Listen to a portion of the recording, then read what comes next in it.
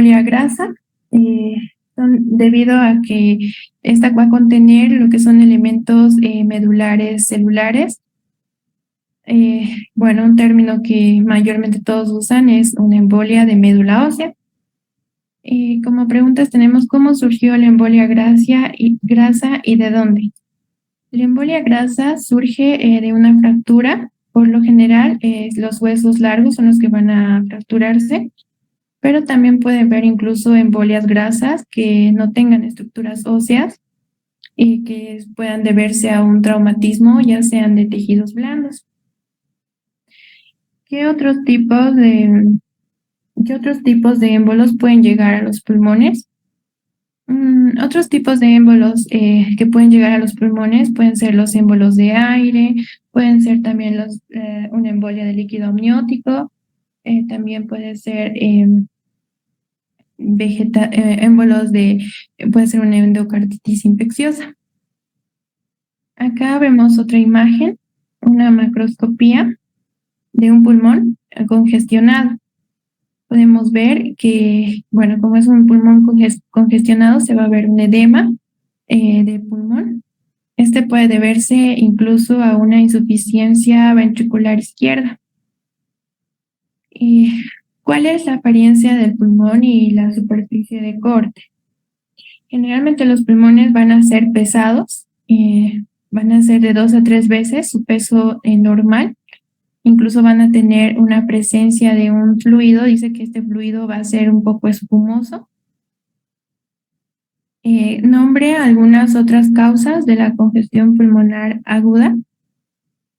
Bueno, otras causas de congestión pulmonar aguda podría ser una estenosis mitral, también puede ser una obstrucción de la vena pulmonar, una sobrecarga de líquidos, y también podría ser una insuficiencia renal.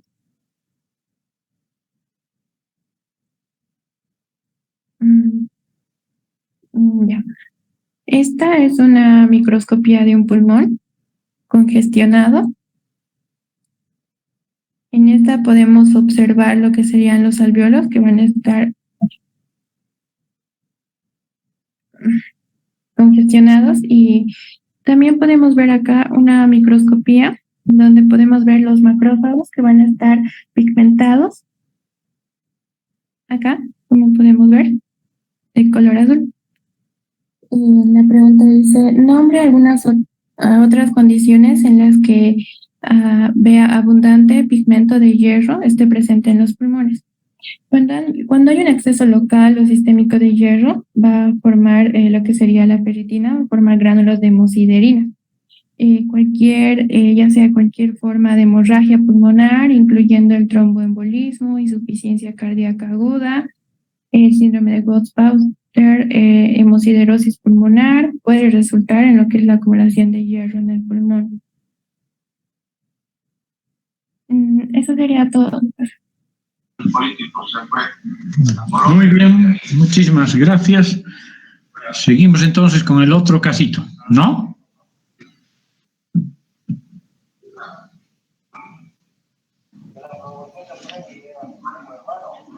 Daniela Montaño.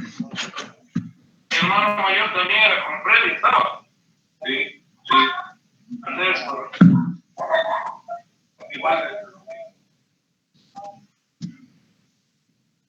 Y si no le llamaba, no entraba.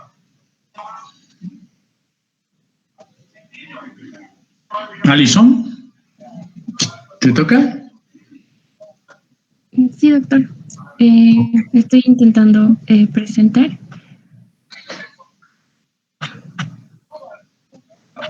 Macanudo.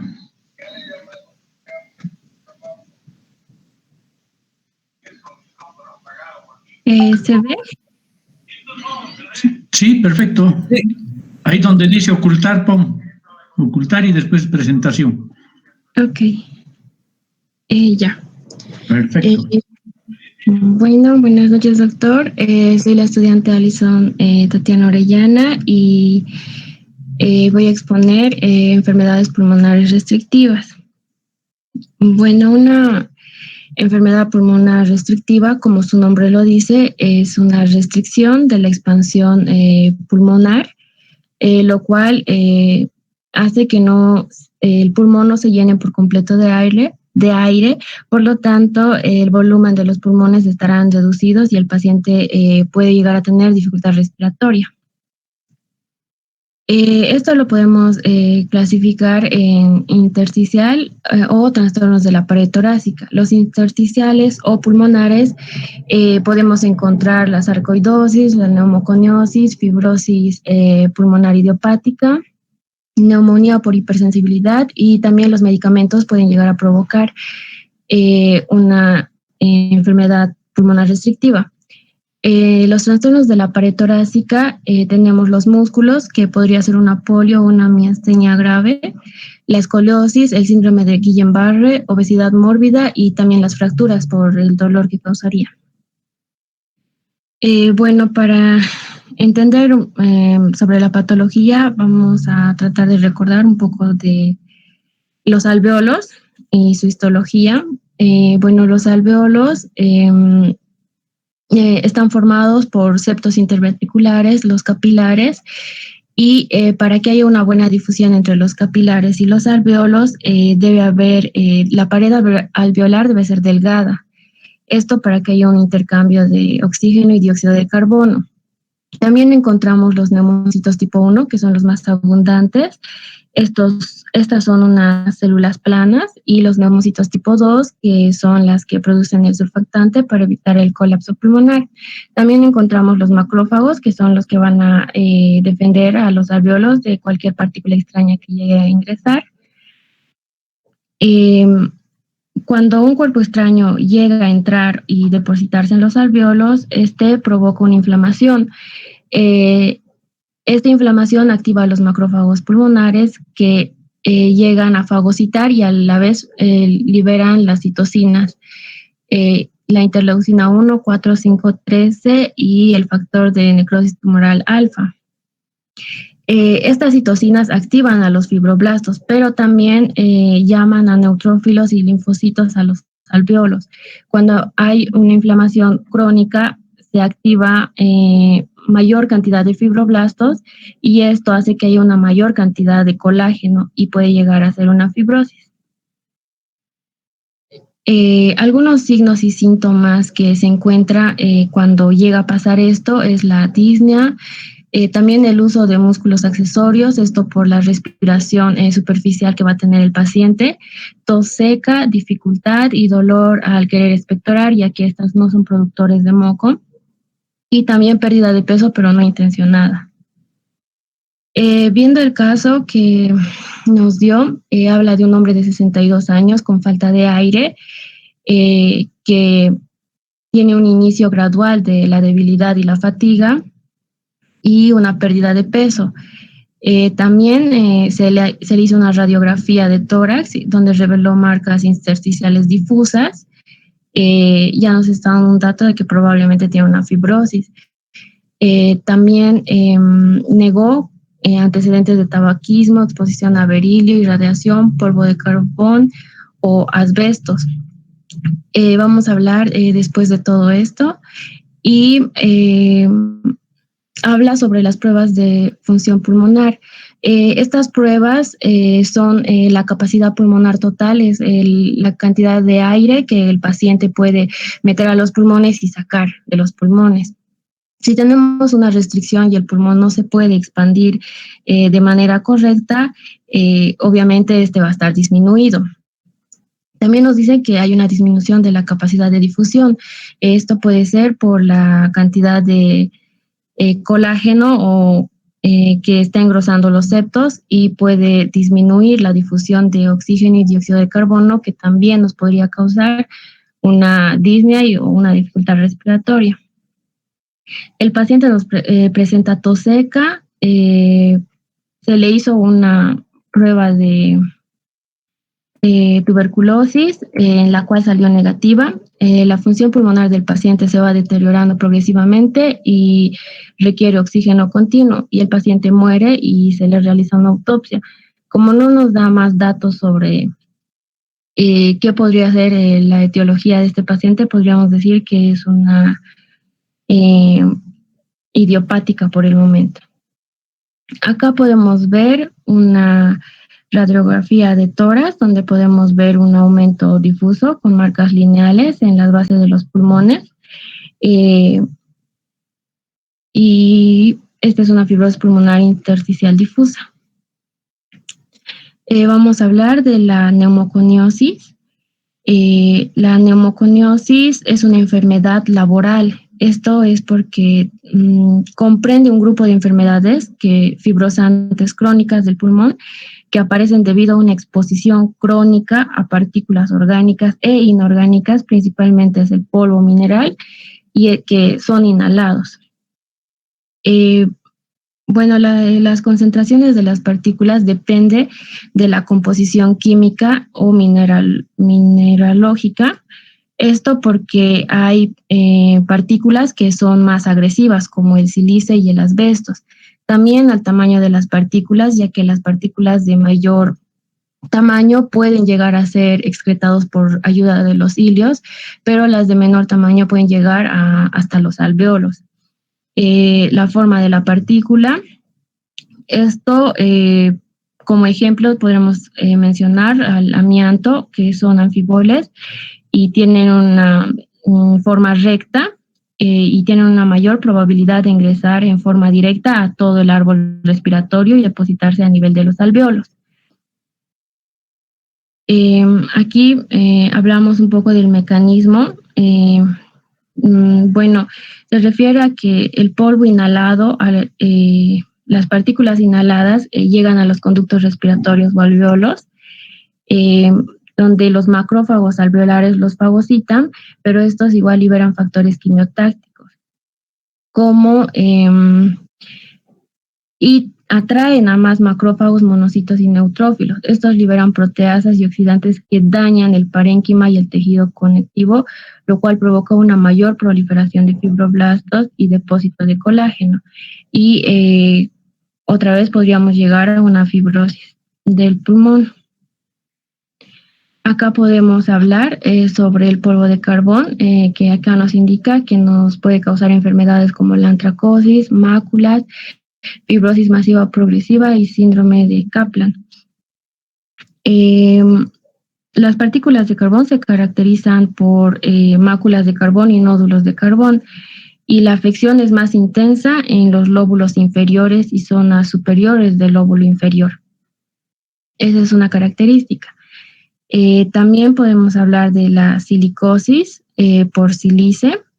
Se caracteriza por la formación de nódulos. Con el tiempo forman cicatrices duras de colágeno.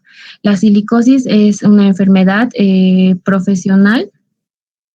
Es la más prevalente del mundo y esta es más prominente en los ápices pulmonares a comparación con las de carbón. Acá vemos una radiografía en el cual podemos ver pequeñas densidades miliares en ambos campos pulmonares, y también podemos ver unas condensaciones en el pulmón derecho. Acá vemos nódulos silicóticos. Doctor, acá le quería preguntar, ¿los nódulos son estos de acá?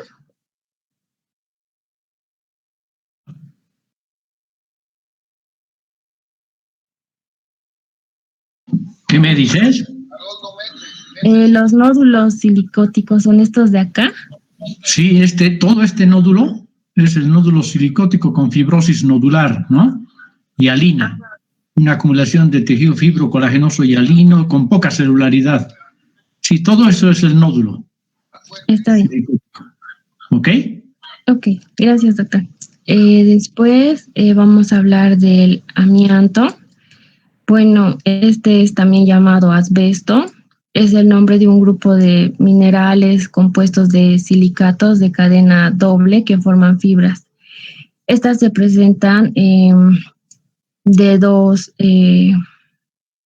formas geométricas, las serpentina y las anfiboles. La serpentina, el cristolito con su estructura ensortijada es más flexible y queda impactado en las vías respiratorias altas, mientras que los anfiboles pueden llegar a ingresar hasta los alvéolos. Esto porque tienen una estructura recta.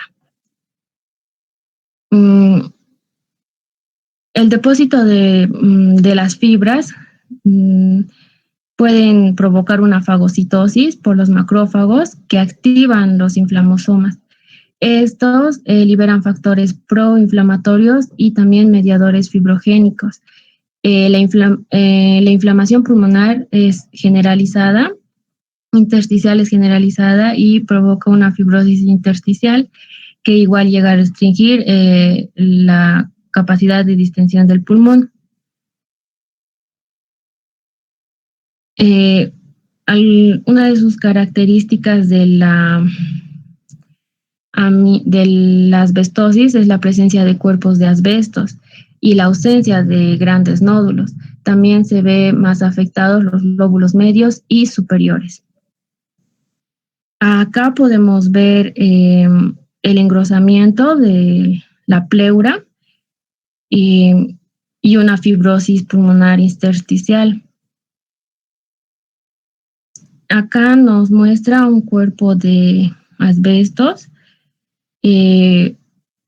Bueno, los cuerpos de asbestos contienen hierro. Esto ocurre cuando los macrófagos fagocitan a los asbestos y al parecer se quedan con la ferritina de los fagocitos.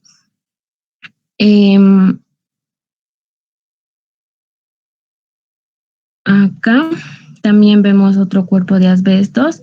Lleva un color dorado debido a la proteína que contiene el hierro y que envuelve la fibra, toda la fibra. Acá podemos ver el amianto que provoca la asbestosis. Esto es por la exposición a minería, fabricación, instalación de aislamientos. Pero en general es por personas que trabajan con asbesto. Sarcoidosis es una enfermedad multisistémica. Se presenta en adultos menores de 40 años. La prevalencia es mucho mayor en mujeres. La etiología, bueno, es desconocida. Esta es su característica es que tiene granulomas no gaseosos. Algunos de los factores inmunitarios que tiene la sarcoidosis es el aumento de citocinas, las TGFR1, interferón 7, interleucinas 2. Estas igual activan a los macrófagos. Estos activan las interleucinas locales y el interferón local y factor de necrosis tumoral que aumenta los linfocitos T y monocitos. Y estos contribuyen a la formación de granulomas. El factor de necrosis tumoral local es un marcador de la actividad en esta enfermedad. También hay un deterioro de la función dendrítica y factores genéticos también predisponen a que las personas tengamos o aumentemos la probabilidad de tener una sarcoidosis. Entre los factores genotípicos están estos. Acá vemos una radiografía en el cual podemos ver ganglios biliares, pero no tienen mucha participación con el parénquima pulmonar. Acá vemos otra radiografía en la cual se manifiestan grandes densidades nodulares en las bases y en las partes medias de los pulmones. Acá es una microscopía de los ganglios linfáticos, donde están los granulomas no gaseosos con células grandes dentro, células grandes multinucleares. Acá también vemos un granuloma de sarcoide con células gigantes multinucleadas dentro. Y vamos a hablar de la fibrosis idiopática. Este es un síndrome clínico patológico. Es definido por fibrosis pulmonar intersticial progresiva e insuficiencia respiratoria, pero de una etiología desconocida, idiopática. También se la conoce a esta enfermedad como alveolitis fibrosante criptogénica o neumonía intersticial fibrosante crónica. En esta fibrosis se presentan signos como estos signos son de aumento gradual, van aumentando con el tiempo. La tos seca, disnea de esfuerzo, hipoxemia, cianosis, dedos en palillo de tambor. Acá vemos una macroscopía de la fibrosis pulmonar idiopática. Este se llama pulmón en panal. Y también vemos una fibrosis que está blanco-amarillenta. Acá vemos una microscopía de la fibrosis pulmonar idiopática y vemos septos que están más engrosados y, como habíamos comentado antes, esto dificulta a la difusión del oxígeno con el dióxido de carbono, por lo cual el paciente no va a tener una buena perfusión. Acá igual vemos que algunos se mantienen delgados, pero otros están más engrosados. Acá nos muestra una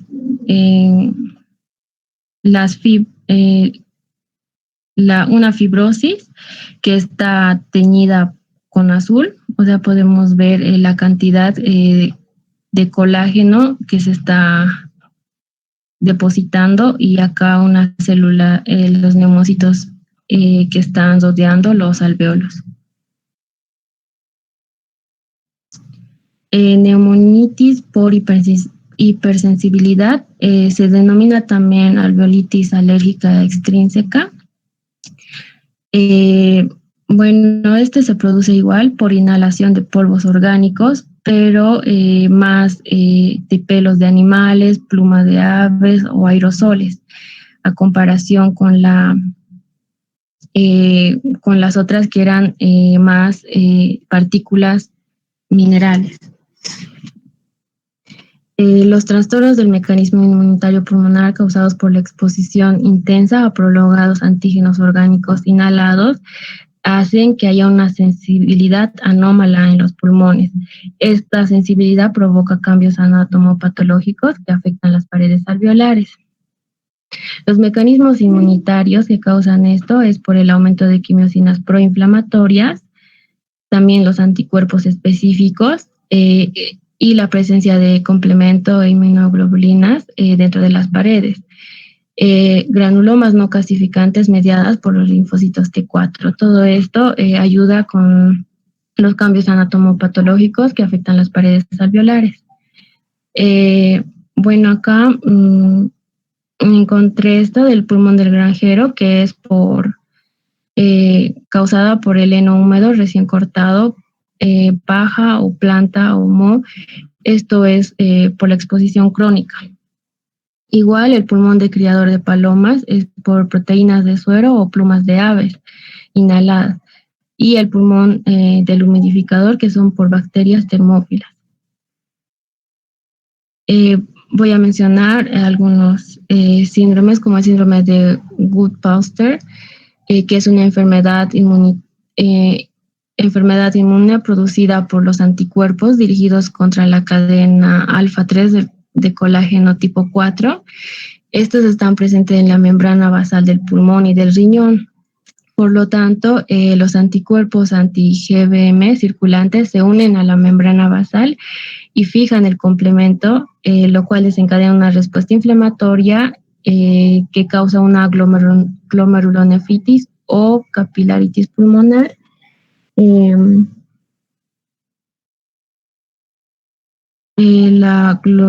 La granulomatosis de Wigner Es una vasculitis sistémica necrosante. Es una inflamación de los tejidos llamada inflamación granulomatosa e inflamación de los vasos sanguíneos. Esto puede causar múltiples órganos vitales. El lupus eritematoso sistémico es una enfermedad autoinmune compleja que puede afectar a cualquier órgano, con un espectro de manifestaciones clínicas e inmunológicas muy variadas. Las lesiones renales varían desde una glomerulonefritis focal benigna hasta una glomerulonefritis membranoproliferativa. También afecta a los pulmones, es por la inflamación de la pleura, el revestimiento que cubre a los pulmones, que llega a provocar un dolor severo y agudo en un área específica o puede ser en varias áreas del pecho. Y la esclerosis sistémica es una enfermedad autoinmune crónica en la que se produce una alteración del colágeno.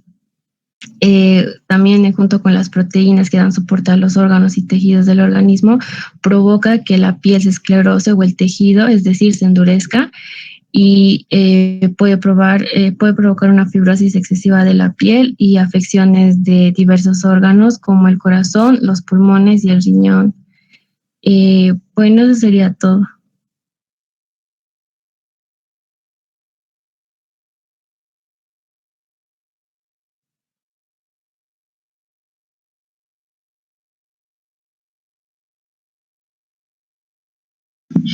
Muy bien, muy bien.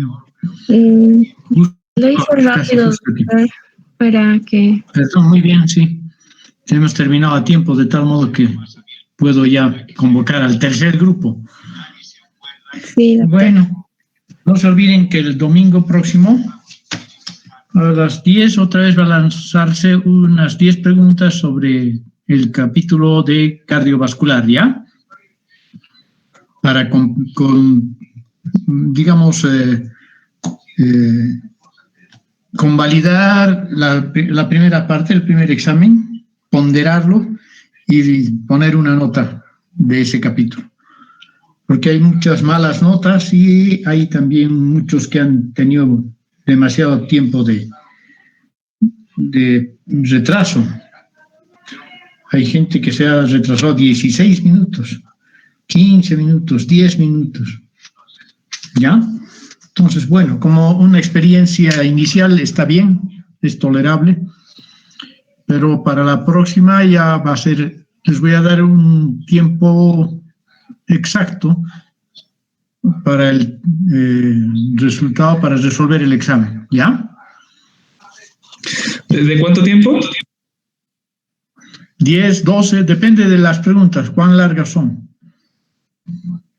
Doctor, ¿de este domingo al siguiente? No, mañana pasado, ¿cómo es? Hoy estamos jueves, ¿no? De aquí a 3, 4 días, el domingo.